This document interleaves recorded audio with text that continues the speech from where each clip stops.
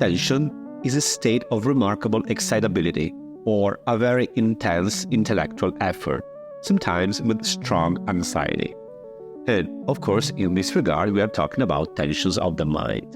Sometimes tension may also lead to tragic contrast, the one that, for example, can be the forerunner of a disaster. Think about opera, think about melodrama. Here in Italy, we are very experts. Tension is an inner condition marked by a lack of balance or harmony. In ceramics, instead, surface tension is a cohesive force, the topic of today's episode. We will talk about it with particular reference to ceramic glazes.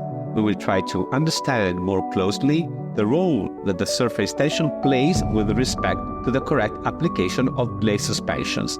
And in this perspective, we will try to look at all chemicals that can act or affect it in order to reach the proper parameters to avoid problems. I am Davide Trentini, and this is Apparently Invisible: Chemistry in Ceramics.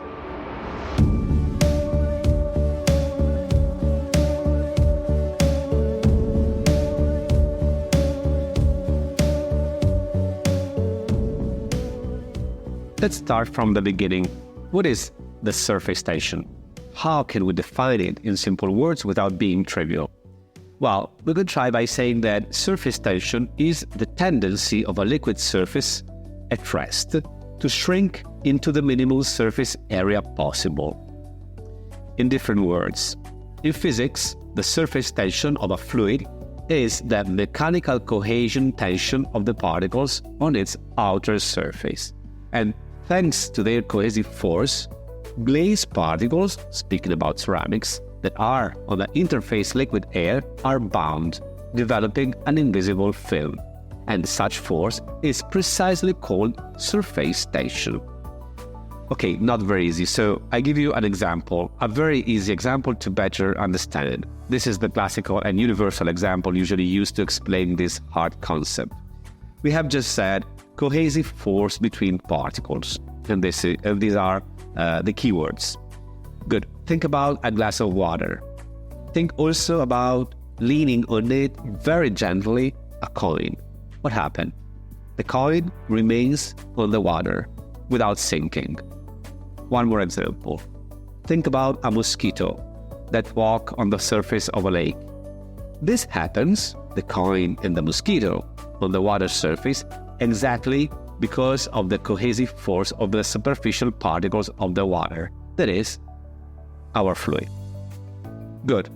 After this short introduction, let's see what kind of role the surface tension plays in respect of the glaze suspensions. You need to know that, in general, to get a proper glaze application, it is always important to work on the fluid surface tension by decreasing or, more generally, adjusting it until you reach the proper values according to the chosen application system, that is, spray, vela, or bell application systems. To do that, there are on the market several chemicals that, depending on their chemical nature and their formulation, are able to solve many problems affecting the surface tension and acting, for example, as leveling agents, that is, surfactants and wetting agents, anti-foaming, that is, defoamers, or compatibilizers in case of repellency phenomena. Regardless their specific action, they all directly or indirectly act on the surface tension. Okay, before addressing these different categories or families of chemical, it is important to underline that many organic molecules in aqueous solution are generally able to decrease the water surface tension within which glaze particles are suspended. And just to make an example, some glaze dispersants, beside their main dispersant action, are also marked by significant wetting properties. But I stop here with this short note and I immediately address the first category of chemicals able to affect the surface tension, and in my opinion, the most important, wetting agents. From a chemical point of view, wetting agents are made up of organic molecules, partially or slightly water-soluble. We are talking about block copolymers, acids, modified natural fats, etc. They are able to act at the interface between ceramic support and glaze at the same time at the interface between glaze and air. The leavening action that they promote precisely derives from the decreasing of the surface tension value at the interface glaze-air, that is, the superficial interface. The lowering of the surface tension promoted by the wetting agent usually turns into a deagglomeration of the suspended solid particles, helping their homogeneous dispersion within the system and therefore developing an outstanding leavening action on the glaze. But the question is, as usual, how do they do it? What kind of mechanism do they develop? This is more or less what happens. The lowering of the surface tension causes the water to enter between the suspended and agglomerated solid particles that keep air trapped inside, we could say. The very high water surface tension prevents the water molecules to enter between agglomerates, limiting or even avoiding the particles' hydration process. And in other words, and more simple words, water does not wet solid particles. And the wetting agent? The wetting action on the particles makes them to be free and to move and slip within the system, properly leveling on the raw ceramic support. I also want to add that since they are partially soluble, wetting agents promote a proper leveling of the glaze without producing side effects such as, for example, foaming phenomena. On the other side, however, the low solubility of the system may sometimes lead to the formation of pinholes or tiny surface depression. Good. Let's now change the subject, addressing two more categories of chemicals that are usually involved when you need to work on the surface tension, and we do it starting from surfactants. Surfactants are high-performing soluble products that, however, can also lead to foaming phenomena. By definition, these are products able to lower the surface tension due to their molecular structure that consists of a hydrophilic head and a hydrophobic tail. After a surfactant has been added to a solution, this is what happens on the fluid surface. The tail, because of its hydrophobic nature, remains outside the water, we could say exposed to the air, while the hydrophilic head is soaked in water. In this position, the head produces a distance, we could say, between the water's superficial molecules, decreasing their surface tension. We have to say also that, unlike wetting agents, since surfactants are totally water-soluble, they usually do not give rise to defects such as pinholes or dimples. However, as we already said, they are highly foaming and not very easy to manage. This is the reason why they are not usually involved in ceramic production, being replaced by wetting agents that can be more easily handled according to the production requirements. But how do surfactants produce foam?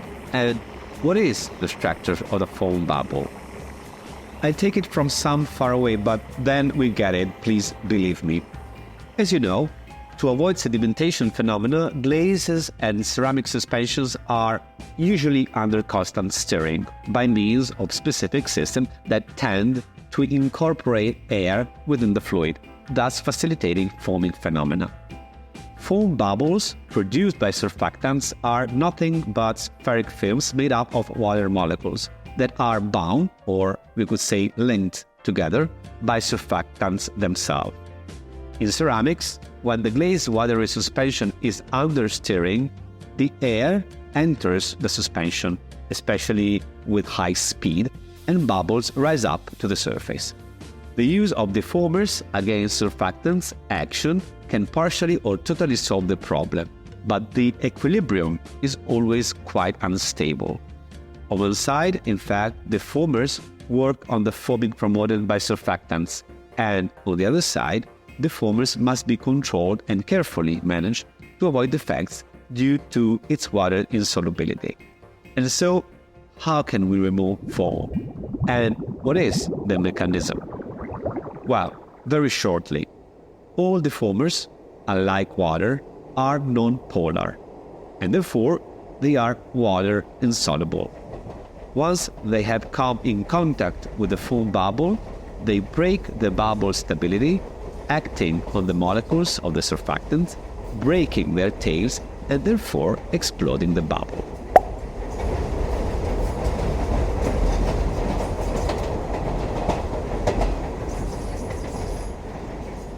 And with this explosion, even today the episode has come to an end.